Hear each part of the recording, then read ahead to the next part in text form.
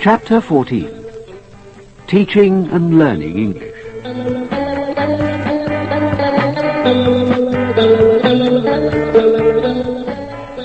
Section 1. The Newtons and the Peacocks spent a very leisurely Sunday after the previous evening's celebrations. And in the afternoon, Arthur and Mary drove back to London, leaving Simon with Mrs. Newton.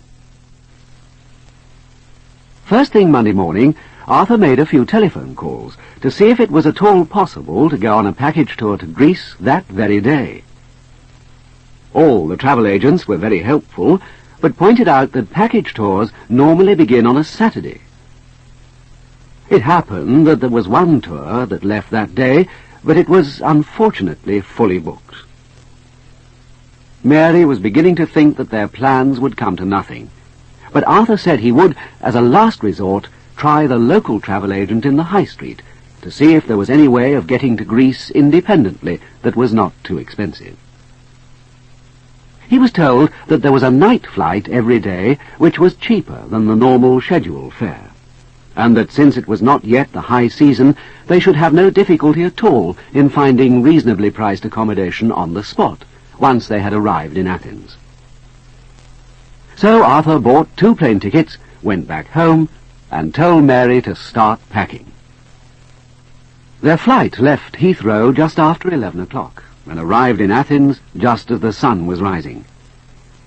They felt rather weary, although they had managed to snatch 40 winks on the plane.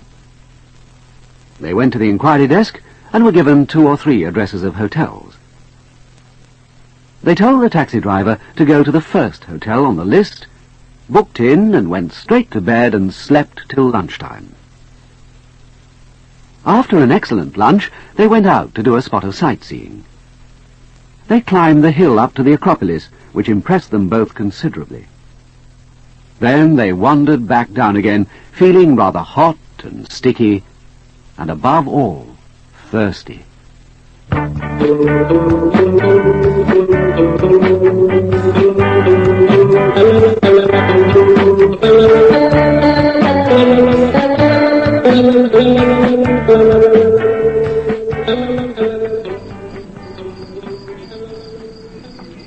Come on, Arthur. I'm dying for a drink. Oh, look, that place over there looks okay. All right. I'm a bit thirsty myself. Shall we sit down outside? Yes. This table looks fine. Oh, good Lord. You see all those young people sitting over there? Yes. What about them? Well, you see the older chap with them? Looks like an Englishman. Well, I can't quite place him, but I'm sure I've seen him somewhere before. Quite recently, too. I know. I met him on the plane when I was going out to the Gulf. As far as I remember, he told me he teaches English out here. Mind if I go over and say hello to him? Oh, by all means. I say, I don't know if you remember me or not, but we sat next to each other on the plane a few weeks ago. So we did. You're the electronics chap, aren't you? What on earth are you doing here? Flogging computers? No, not this time. I'm on holiday with my wife, actually. That's her over there. Well, why don't you both come over and join us? These are my students. They're all learning English. They'd love an opportunity to practice their English. Oh, yes, we'd love. No, that's not right, Litsa. Oh. What should you have said? Mary, come over here and bring the glasses. I'm Arthur Newton, by the way, and this is my wife, Mary. My name's Richard Hooper. And these are Litsa, Eleni, Kostas, Nikos, Vianis, Maria, and Angeliki. How do you do? So, you are coming from England? Oh, dear, Kostas. You've already forgotten what we were doing in the lesson just half an hour ago. What should I have said? I know what he should have said. He should have said, you come from England. Or maybe you've come from England. I must say, I'm not sure which. Well, it depends on exactly what you're trying to say, doesn't it? If you say you've come from England, it means you've just arrived from England. If, on the other hand, you say you come from England, you're saying you're English, or your native country is England. See what I mean? I must confess, I never realized how difficult it must be for foreigners to learn English. The thing is, we just say what we want to say without really thinking about it, don't we? So do we, of course, when we speak in Greek. But we have to think about everything we say in English, so we see the difficulties. That's absolutely right, Maria. Half the battle, of course, is recognizing that there are difficulties, especially when listening to English. Oh, sorry, you two. I hope we're not boring you with all this stuff. Not at all. I think it's absolutely fascinating. You know, the majority of English people wouldn't know where to start explaining what you were saying just now. I, for one, couldn't. That goes for me, too. It's all Greek to me, if you'll pardon the expression.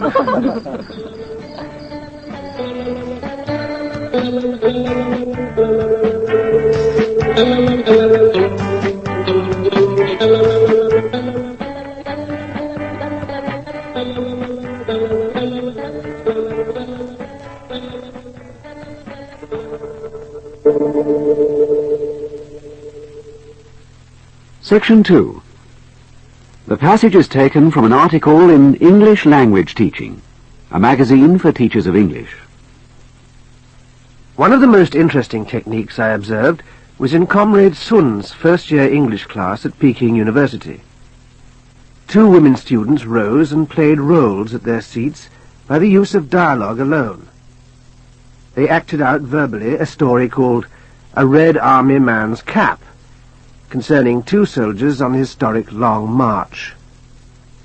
As one told the story in English, she paused after every announcement of "he said," so that the other student at that point could invent the words spoken in the context of the story. Periodically, the teacher or another student pleasantly corrected the speaker's phrasing or inflection. Listening students who recognized errors immediately raised a hand, whereupon the teacher would call on them to announce any detected error. The corrected student always thanked the critic. During the dialogue, the rest of the class appeared to check the details against a typed script. At the end of each section of the story, the teacher complimented the role-playing speakers and then invited another pair to continue. Thereupon another student arose and invited another colleague also to rise and fill the dialogue after every introductory "he said." Consistent with the whole tone of the lesson, the teacher concluded by asking even the visitors for criticism. In reply, however, only praise was offered. During formal discussions of education at both the People's Liberation Army Middle School in Hangzhou and the Lu Sun Middle School in Nanking, the teachers similarly asked the visiting Canadians for criticism, though in practice this allowed the visitors an appropriate opportunity to compliment the deserving hosts. At Peking University, however, Comrade Sun was more persistent and asked for new approaches to the teaching of English. The resulting discussion referred to oral discourse, conversations on current topics, full role-playing, and language laboratories. Oral Practice 1. Practice saying these sentences from the dialogue. Somewhere before. I've seen him somewhere before.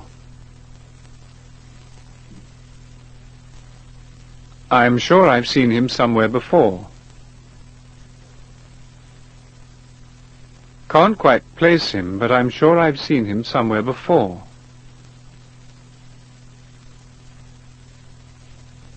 Well, I can't quite place him, but I'm sure I've seen him somewhere before.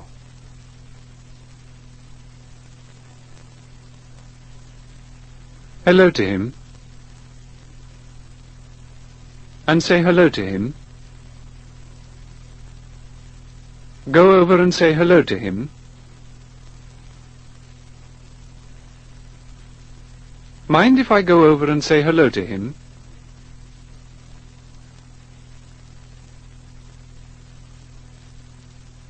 A few weeks ago. On the plane a few weeks ago.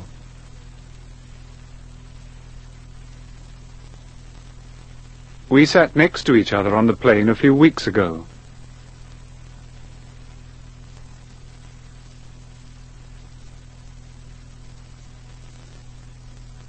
Remember me or not, but we sat next to each other on the plane a few weeks ago.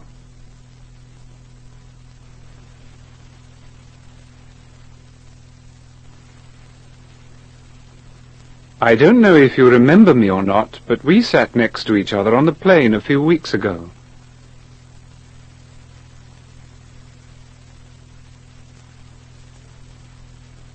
Join us. Come over and join us. Why don't you both come over and join us?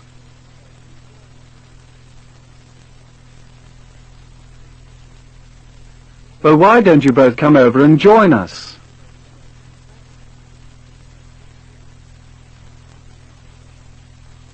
Half an hour ago. In the lesson just half an hour ago.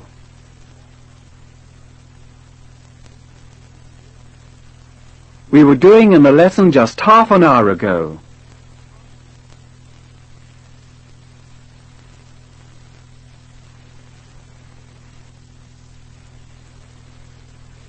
Forgotten what we were doing in the lesson just half an hour ago.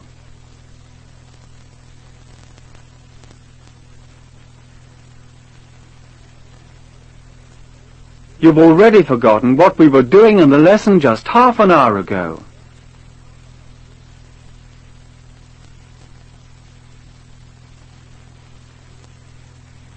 Oral Practice 2.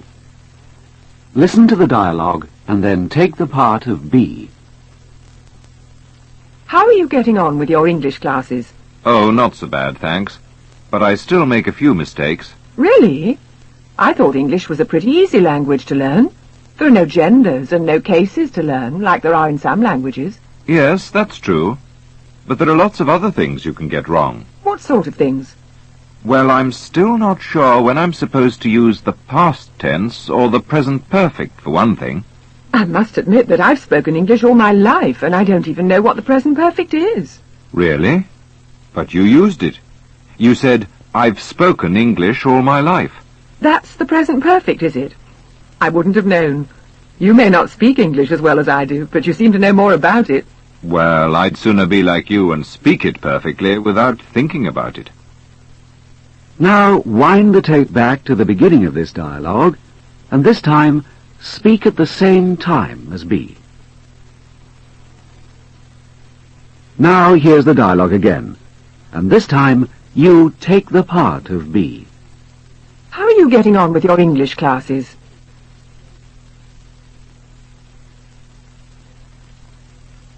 Really? I thought English was a pretty easy language to learn. There are no genders and no cases to learn, like there are in some languages.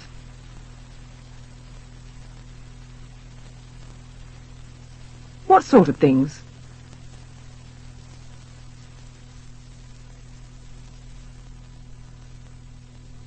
I must admit that I've spoken English all my life, and I don't even know what the present perfect is.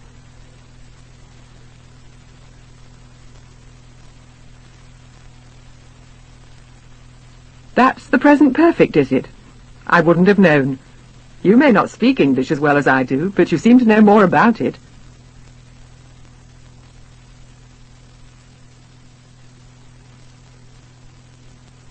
Oral Practice 3.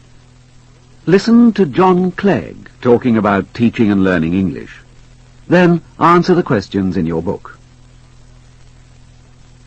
John, why do you think so many people want to learn English? I suppose it's going to earn a lot of them money. A lot of them do it for business purposes.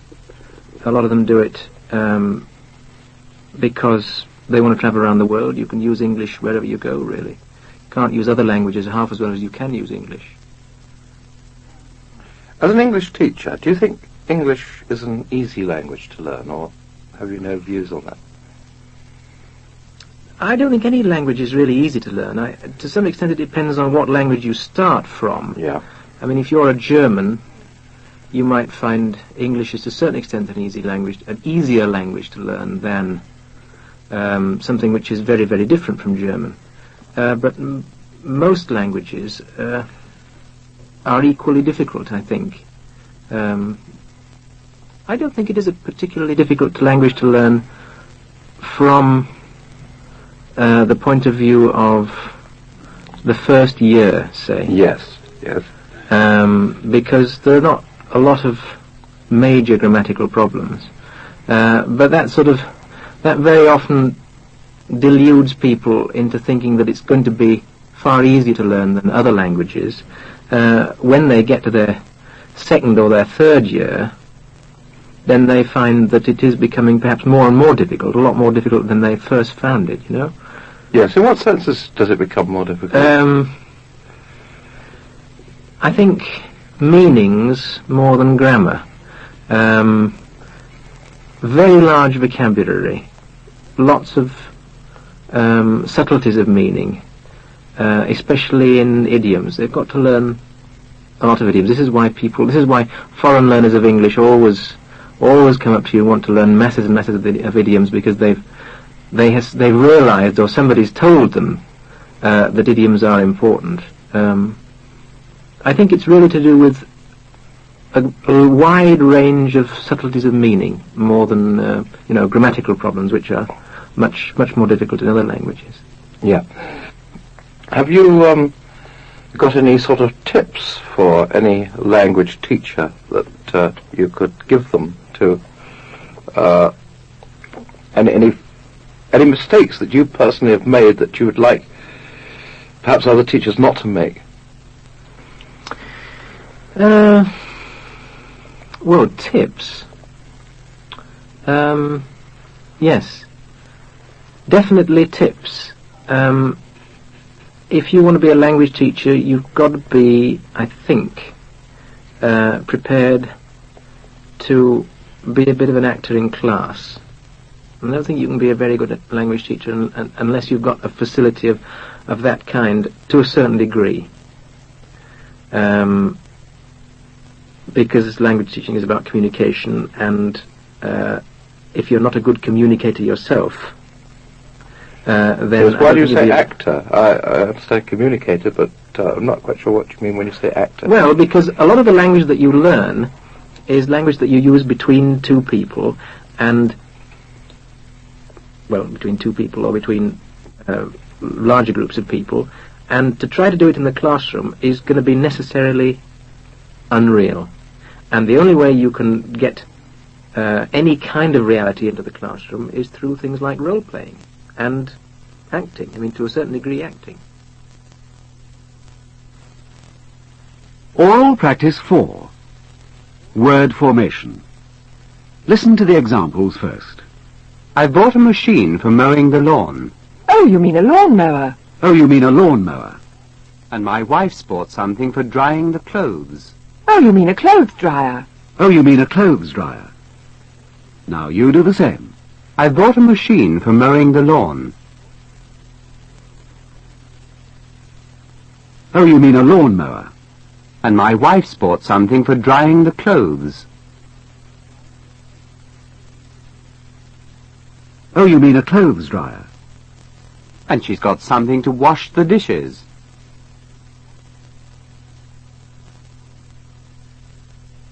Oh, you mean a dishwasher.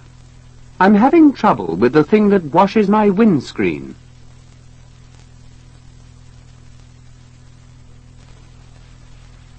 Oh, you mean the windscreen washer. I've got a machine for recording on tape.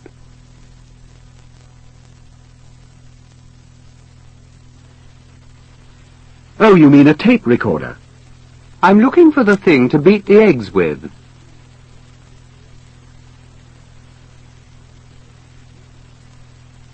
Oh, you mean the egg beater. I must get a bottle of something to kill weeds.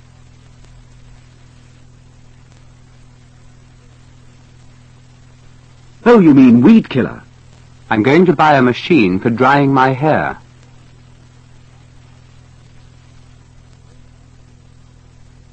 Oh, you mean a hairdryer. That's the end of oral practice 4. Oral practice 5. Adjectives after nouns. Listen to the examples. Do you think green is a good colour to paint the ceiling? Yes, I painted the ceiling green, actually.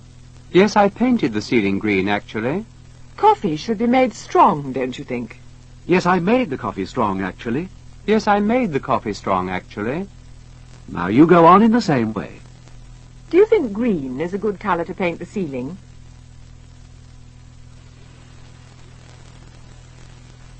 Yes, I painted the ceiling green, actually. Coffee should be made strong, don't you think?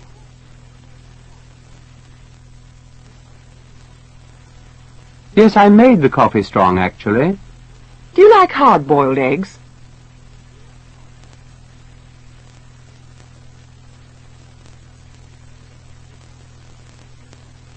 Yes, I boiled the eggs hard, actually. How did you find the exam? Easy?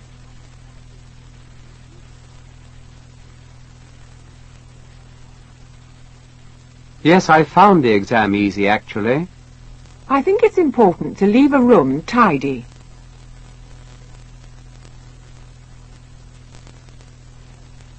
Yes, I left the room tidy, actually. And I like a clean swept kitchen.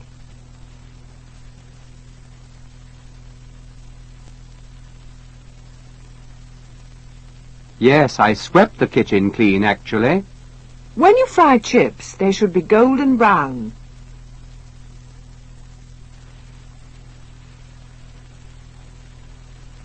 Yes, I fried the chips golden brown, actually. Grass cut short looks nice.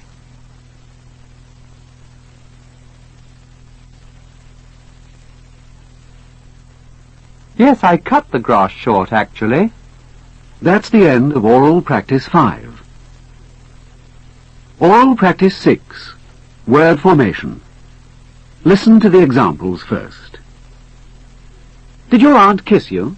Yes, she gave me a kiss. Yes, she gave me a kiss. Did the boss tell you off? Yes, he gave me a telling off. Yes, he gave me a telling off. Now you go on in the same way.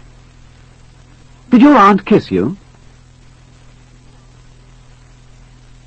Yes, she gave me a kiss. Did the boss tell you off? Yes, he gave me a telling off. Did you ring Harry?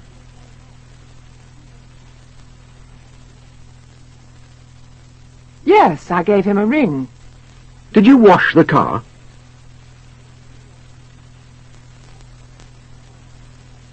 Yes, I gave it a wash.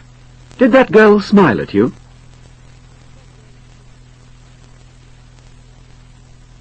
Yes, she gave me a smile. Did you think about what we were discussing?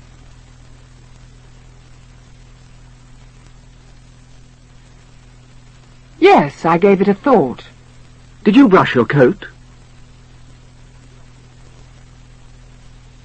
Yes, I gave it a brush. Did you try to solve the puzzle? Yes, I gave it a try.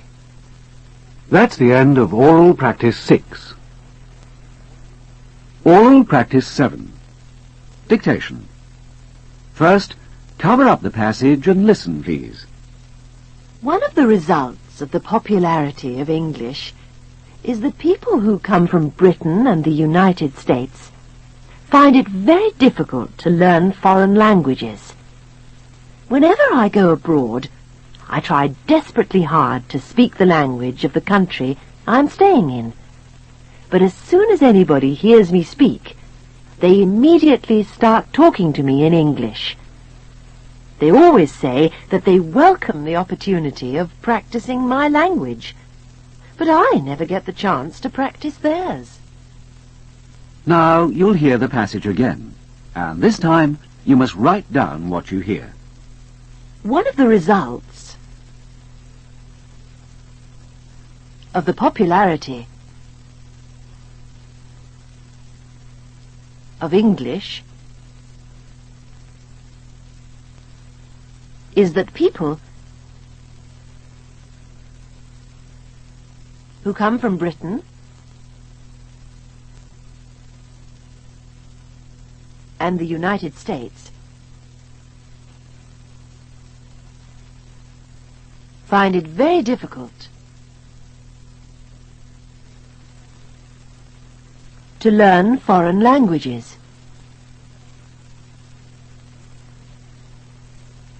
Whenever I go abroad,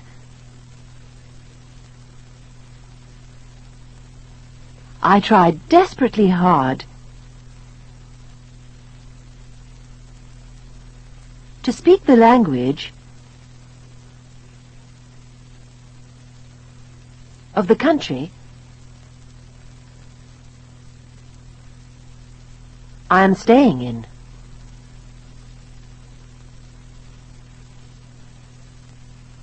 But as soon as anybody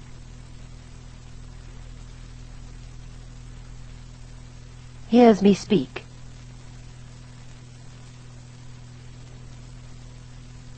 they immediately start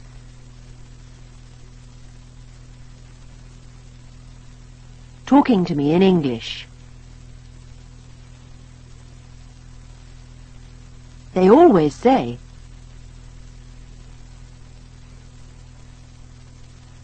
that they welcome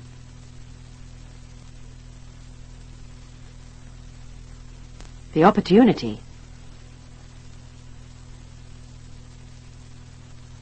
of practicing my language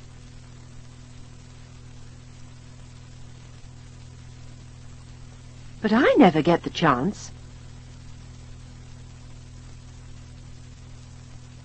to practice theirs. Now, here's the passage again. One of the results of the popularity of English is that people who come from Britain and the United States find it very difficult to learn foreign languages. Whenever I go abroad, I try desperately hard to speak the language of the country I am staying in.